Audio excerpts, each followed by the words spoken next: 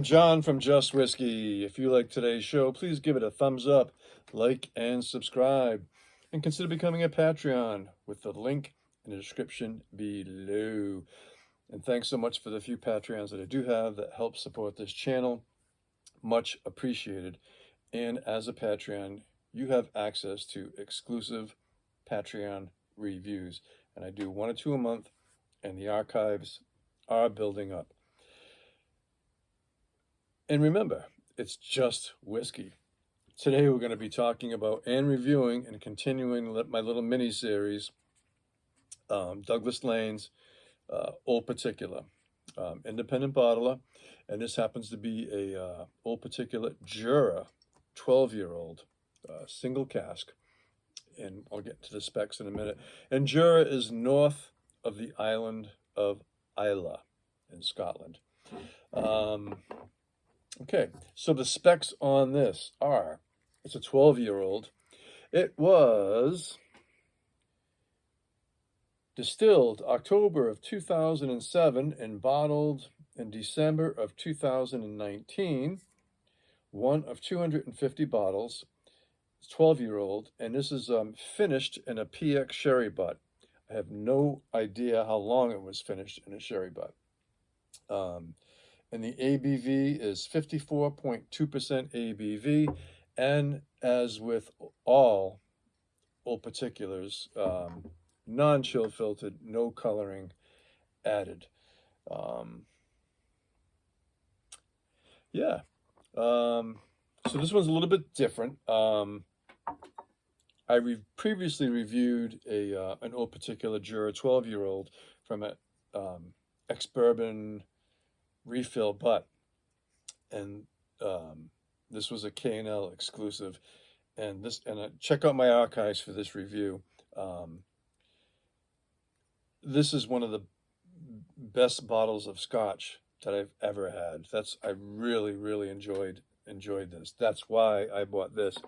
So this retails for around $80, and it's available in my area for about $80. So I like some PX finishes, and so very much looking forward to reviewing this for you. Just a quick reference to last week's episode I did all about pricing. I received a lot of comments, and it seemed to be a very well received show that I did, all about how pricing is really getting out of control and out of reach for many of us commoners. And so what I'm going to do every now and then is just kind of mention like a price update on something that catches my eye. And so I live in New England, United States, on Cape Cod. In my area, and I think really anywhere in the United States, Bunnahabhain 18-year-old is retailing for $300. Okay, I know in the UK it's expensive too, but yeah, Bunnahabhain 18, $300. It's getting silly, folks. All right, so let's get to the review of this Jura 12-year-old PX finish. So on the nose, so this has been open for a few months, and I've just been dabbling in it. You can tell by the fill level.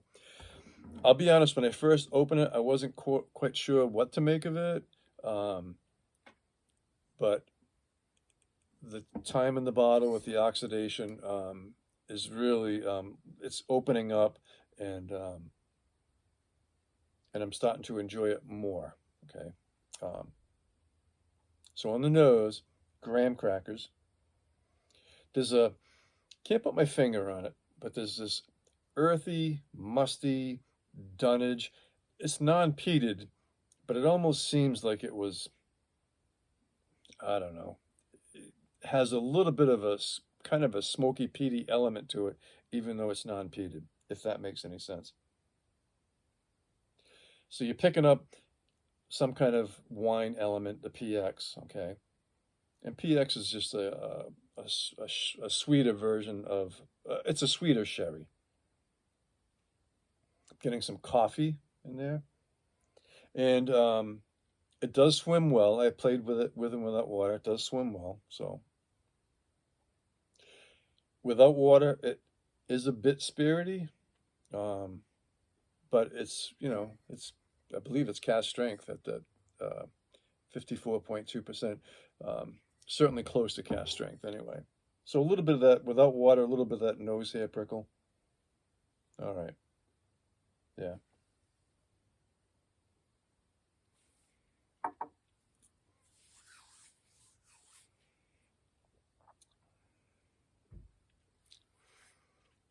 Nice mouthfeel. Immediately you notice the spice, this oak spice, cinnamon, but very oak spicy. Medium sweetness and medium dryness.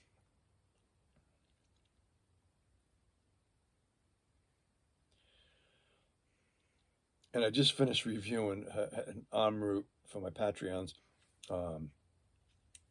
I want to say maybe there's a hint of marzipan in there, because the en route was a marzipan bomb. So there's a bit of nuttiness to this. And the finish is long, a pleasant, medium dryness, medium sweetness. It's a lot of spice, some cinnamon, a lot of spice. And if there's such a thing, dried grape powder, not raisins. I'm not talking about pulverizing raisins, but like a grape candy powder. But if you could actually dehydrate a grape without it turning into a raisin, and getting a red purple grape powder, that's kind of on the finish. Not chalkiness, but yeah, that's it. Score wise, today it's really hitting well. It's firing on all citizens. It's firing on all cylinders. Today I might be able to give it a 7 out of 10, but I'm going to stick with a 6 out of 10 because I am enjoying this, but it's been different levels of enjoyment.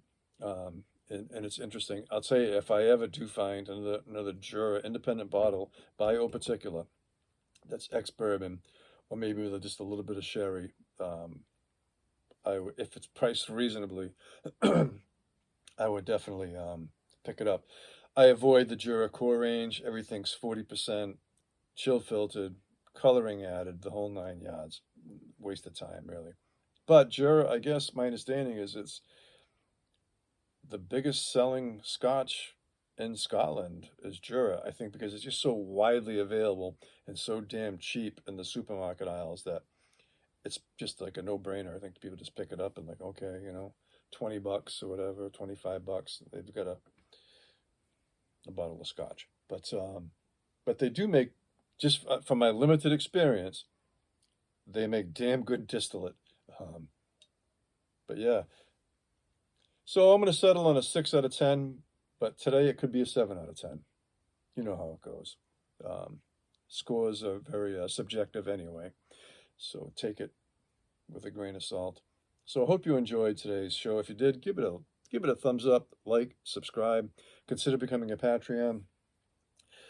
And my next review will likely be the new Toreveg, but after that I do have at least one more O Particular. It's going to be a Craigellachie that I'm going to be reviewing in the very near future. So remember, folks, it's just whiskey. Hats off to you all, and take care, folks.